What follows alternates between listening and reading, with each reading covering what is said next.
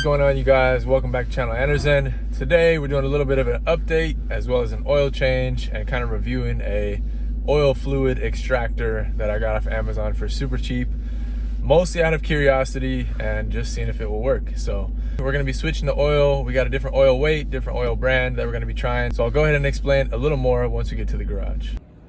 All right guys, so here's what's going on today. This oil I'm going to be trying out this time, and I'll tell you guys why in a second. But yeah, we got Valvoline. It's the full synthetic European vehicle 5-weight 40 or 5 winter 40. And then I got a big bucket, and inside of here, got this little gadget. This is a 12-volt oil extractor pump. So basically you can hook it up to a battery, like your car battery, or any 12-volt or higher battery. And basically is a fluid extractor. Stick one end in the dipstick tube and the other end into some type of catch bucket or something. And it's supposed to work fairly well. This is super cheap on Amazon, so I figured I would try it out and let you guys know if the experiment works. The other part that makes this thing interesting for this car specifically is, if you guys know, the C55 has basically like a double sump on the bottom. There's 2 drain bolts.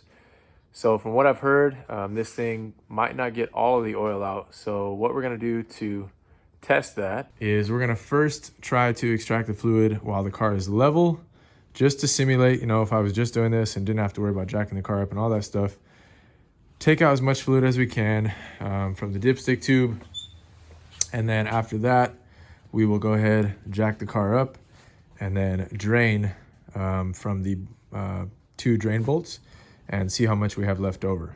That way I can make a decision in the future of, do I just want to try to extract it, or should I just stick with, you know, getting onto the car and draining from the 2 bolts. So the oil dipstick tube on this engine is right back here. If you guys didn't know, a lot of people think that's a transmission fluid fill, but that one is gone, obviously, because I don't have the automatic anymore, but that actually lives a lot farther down. You got to kind of feel around for it.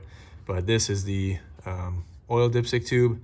I wish this car came with a dipstick. It didn't. Some people say that the C63 dipstick works on these cars, but they don't make them anymore. You have to special order them from Germany, and they're like 50 bucks, and you got to wait a while to get them. So yeah, other motors like the 430 V8s and the 500s of different models, some people have said might work as well. Or you could always use the really long one that has a bunch of different measurements on it, but seems like that one's kind of overkill. So I don't know, if I ever find a C63 one, I will try it out. The ML55 one does not work. It's too short for this one. So yeah, I just kind of rely on knowing what I put in there and then checking it on the gauge cluster and seeing if I'm ever low or whatever. I'm excited to see how it goes. Being a father now and trying to get time to work on the cars, you know, comes at an expense of, you know, taking time away from my family. So I want to try to save that time wherever I can. And if I can do this and not have to lift up the car, take off the belly pan, do all that stuff, drain bolts, all that stuff, it'll be a lot faster. So we're going to test it out. If it works, cool. If it doesn't, it's okay. We tried, no big deal. This pump was like $16 off Amazon. So it's not going to hurt to try too much. All right, now to the oil. And some people may ask, you know, why did you switch? Why did you switch up from Mobil, then to Castrol, then now to Valvoline? And my honest answer now, after doing extensive research, too much research, so much research that the fact that I ordered like 3 different oils, ended up returning them, then finally ended up going with this one. And I'll tell you guys why. Simply to put it, I wanted to change to a 5-weight 40. That was the first criteria I wanted to do. I was considering stepping up to a different weight, either a 5-weight 50 or a 15-weight 50. But in the end, I decided to go with a 5-weight 40. And why I chose Valvoline, I've always just had good experience with Valvoline products. The Valvoline Max Life ATF is one of few aftermarket fluids that's compatible with like the 722.6 when I had the automatic. And it always worked really, really well in that. The only bad experience I've had with Valvoline, which, I mean, is just because the gearbox is so finicky, is now on the manual transmission. So this one, you guys can see the approvals I always look for, obviously the Mercedes 229.5 and the 229.3. But the other one that I look for is the Porsche A40, which this one has as well. Porsche A40 comes in heavy track testing So you know if it stands up to the test of that, it's pretty good to go. MB 229.5 is the later approval, and the 229.3 is what was the original approval when the M113 in this era came out. So yeah, we're gonna try this out. My oil consumption did go down a tiny bit with the Castrol Edge, but not enough to warrant, you know, not trying something different. So I think it's been about 2,500 miles or so since the last oil change in over a year. So that proves I'm not really driving this car that much anymore. And I still went through about 3 quarts. So it's better than what the Mobil one was for sure, but still not enough, like I said, to warrant, you know, not trying anything else. So I found this. I actually got 12 quarts for $33 through Walmart. So if you guys are interested, you guys can go try to find that deal again there. It kind of comes and goes off and on. And then I actually just purchased last night as well, which I'll pop up on screen, the Redline Professional Euro Series 5-weight 40. And I got that one, 24 quarts of that for 60 bucks. So yeah, just for the money for an MB approved oil and then the 5-weight 40 like I was looking for, can't really beat the price I paid. I mean, normally you can get these 5-quart jugs for around $23. So you'd end up paying around, you know, 50 plus tax for 10 quarts. And I got 12 quarts for $33. And then I got 24 quarts for $60 of the Redline Euro Professional, which is actually a Kendall GT1 full synthetic.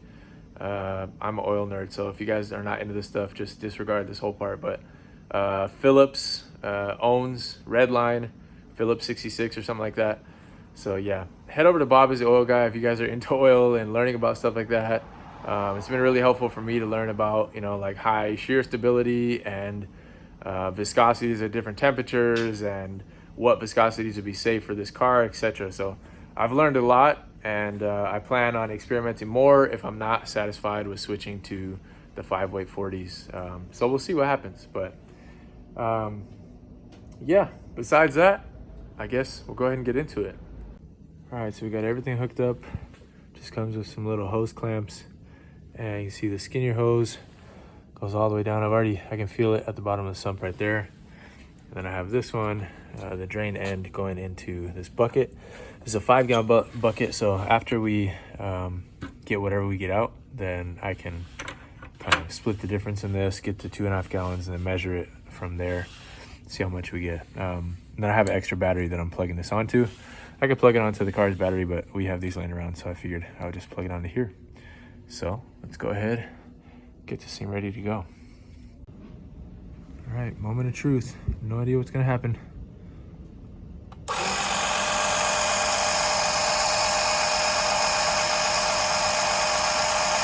Look at that.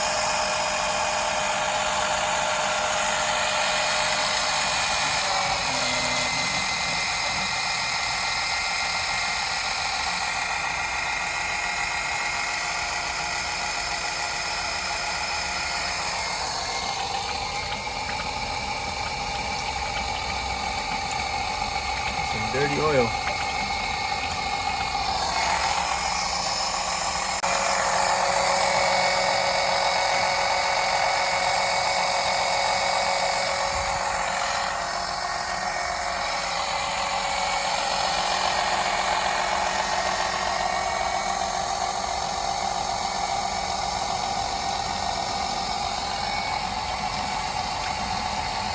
So we'll go ahead and let this go as long as it's going to pump.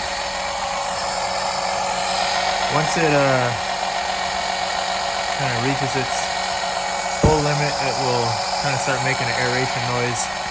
So we don't know how much it's going to take out of this sump design, but I guess we'll see shortly. All right, so we're up about that far in the bucket. Working fine still. I've been checking every once in a while to make sure it's all the way at the bottom. Still is, hasn't moved. And I kind of repositioned this just to give the hose a nice even flow. Yeah, it's working well so far. That's an update. It's been going for a while now. Got some rough measurements over here. It looks like it's approaching about 2 gallons, almost. it was getting close to being done. And then I just undid the filter. I forgot to do it at the beginning. So I'm letting this drain out. And as soon as I did that, it started a steady stream again. So I'm gonna let it keep going until it's pretty much just aerating and nothing much is coming through. But right now it's still pretty steady stream coming out.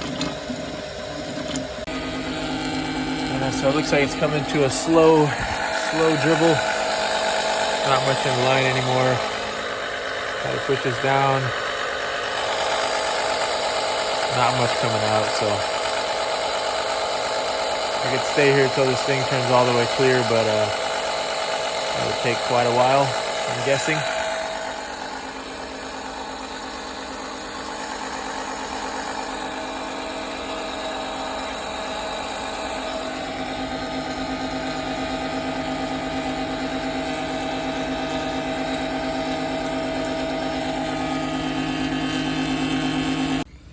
All right, so that is how much we got out. It looks like it's close to 2 quarts, not quite 2 quarts. Those are kind of rough measurements, so we'll see. I'm still gonna drain the bottom because I am curious what's left over. If I wasn't doing it for the video, I would probably be fine with leaving it as is, but I probably should, just to be on the safe side so I don't overfill. See what's left underneath. So yeah, I'm gonna put this back in here before I forget. And I'm gonna go ahead and put this back in as well. I'm not gonna change the filter. I plan on doing that every 2 changes because these are supposed to be good up to like 10,000 miles. It's only been 2,500 miles or so. So I'll change that every 2. And I'll go ahead and get this cleaned up and then get the car jacked up and get those bolts off.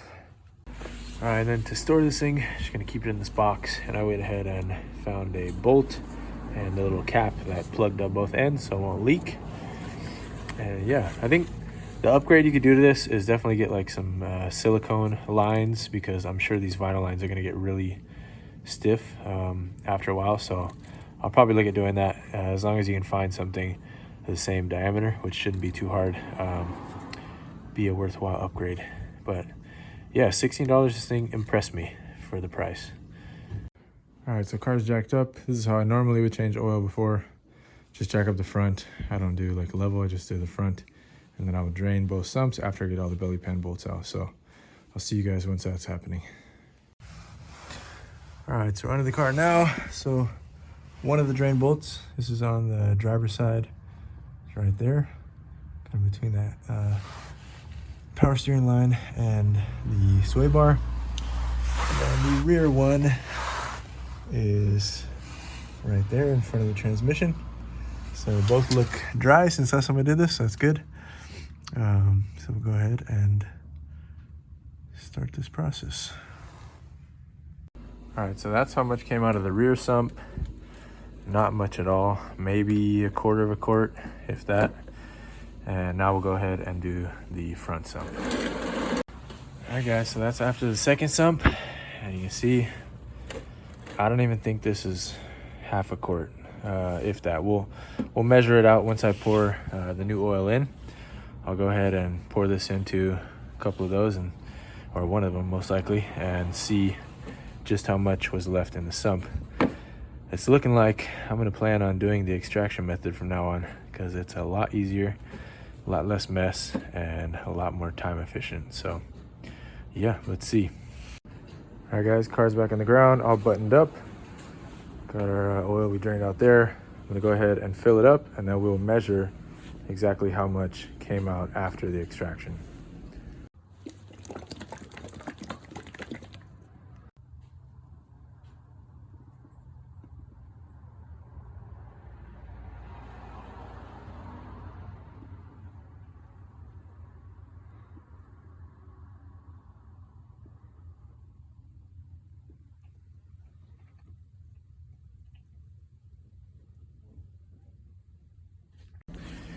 All right, 9 quarts in.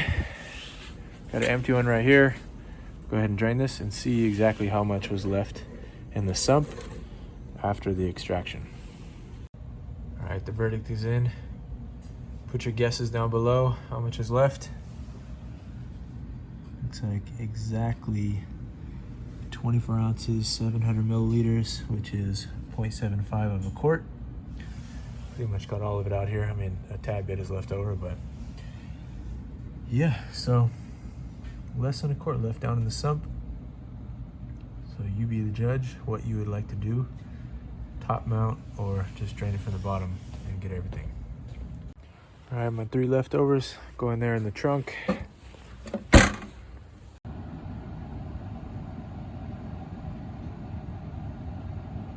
right, let's go ahead and start it up.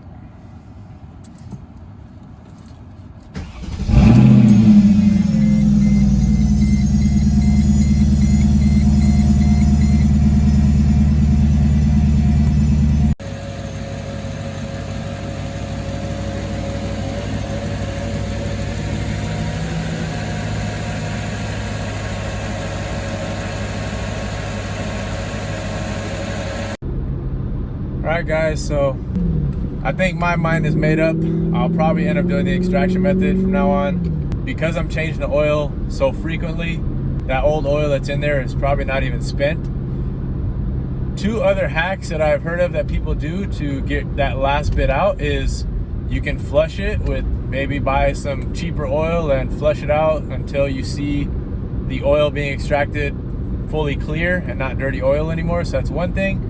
And then the other thing that I might try next time that I didn't today, just for experiment purposes, is to tip the car up on one side.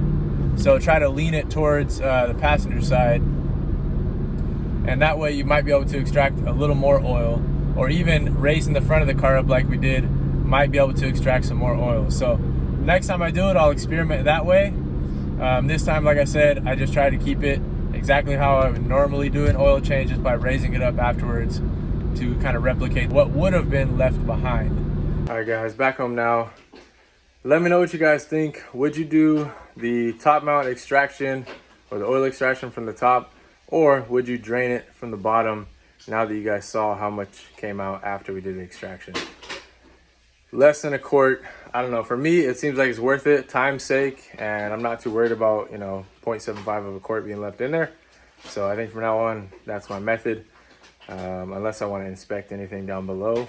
I mean, I really only do this once a year, twice a year maybe, with how many miles I'm putting on the car now. So yeah, let me know what you guys think. Also, let me know what oil you guys are running. I know everyone loves Liquid Moly and Mobil 1. I personally like Valvoline and Castrol. But yeah, let me know what you guys think. For the price that I got all this oil for, I got the Valvoline 5W40 and the Redline 5W40.